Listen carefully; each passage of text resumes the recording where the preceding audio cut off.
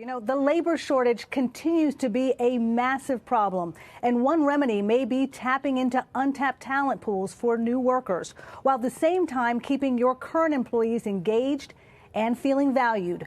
Joining me now to talk about how to do both are Brian Lamb, the Global Head of Diversity and Inclusion at J.P. Morgan, and Gorik Ng, Career Advisor at Harvard and the author of a great book, The Unspoken Rules, Secrets to Starting Your Career Off Right. Welcome to both of you. Thanks so much for being here. Brian, I want to start with you because J.P. Morgan Chase has taken a rather unconventional approach to finding untapped talent, focusing on second chance hiring, neurodiverse workers, and those re-entering the workforce. Can you tell us a little bit about how you're doing this to attract diverse talent? No, absolutely. Look, I think you said it well. Like there's a labor shortage, and I think we're all experiencing that globally. So it's going to require unconventional approaches, and I'll give you a couple of examples on how we're thinking about building our talent pipeline, while at the same time pursuing and making progress around our diversity goals and progress at the firm. First, as I think about the strategy around people with disabilities, and kind of double-click on neurodiversity, right? Those that are neurodivergent, we know there's over 600 examples of disabilities in the neurodiverse population. A couple specific examples of what we're doing and how we're thinking about it. Number one, we're looking at things like autism as well as other intellectual disabilities and developments, and recruiting pipelines where we're providing and working with partners across the footprint globally. We actually are in 9 different countries right now focused on these global strategies. What we're doing when we work with these partners, they're helping us identify, select, and assess talent that we can move into these programs. Hundreds of individuals that we believe can go into over 40 roles across J.P. Morgan Chase. This is an outstanding opportunity for us to really tap into that talent. And I think another salient point is we're making sure they're job ready not just before they join, but while they're with the firm. That their experience as they acclimate into the firm, we have programs in place to make sure that we're doing that, and that our managers and our leaders are also proximate to the needs and support that these employees need in order to perform at their highest level.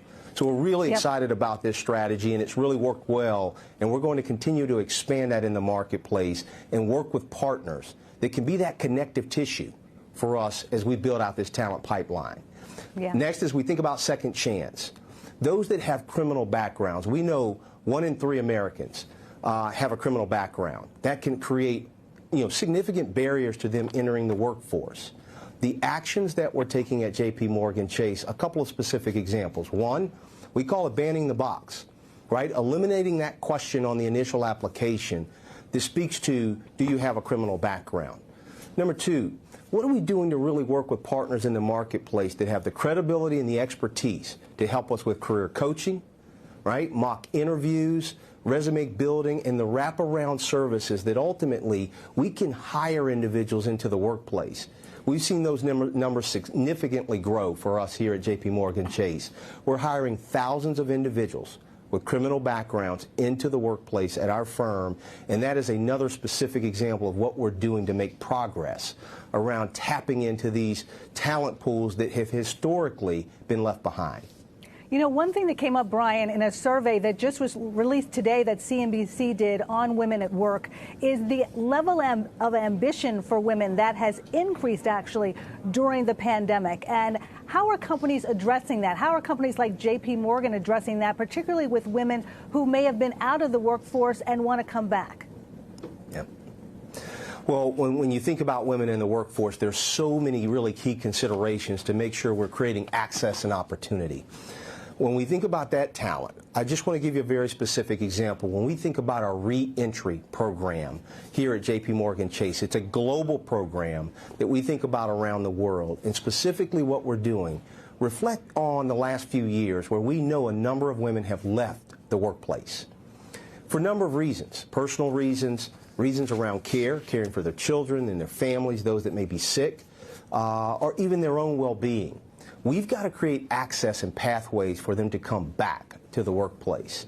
So specifically in our reentry program, where we have thousands of individuals that are applying for a 15-week fellowship program, This is really important and differentiated because what it's really doing is not only knowing that these individuals are accomplished and have historically been in the workplace, but how do we make sure they're job ready to come back and they're well positioned to acclimate into the future of work. The jobs that we know after they finish their 15-week program, their fellowship program, right now over 90% of those individuals move into full-time employment. We have more applications than we even do openings. So if they don't go into the fellowship program, we have opportunities for direct hire. Individuals that can go right back into the workplace. And so we have found this as a significant win because the fellowship program, over 90% of those individuals are women. And we also see it as a significant opportunity to build that talent pipeline around the world. A key point that I just want to touch on, whether it's in the neurodiverse strategy, what we're doing in Second Chance, or our reentry program for women, the intersectionality around race, gender, ethnicity is significant. As we know, there are opportunities to continue to bolster our own commitment that we have here at the firm and advance our own strategy of respect and inclusion with these programs in addition to addressing the labor shortage.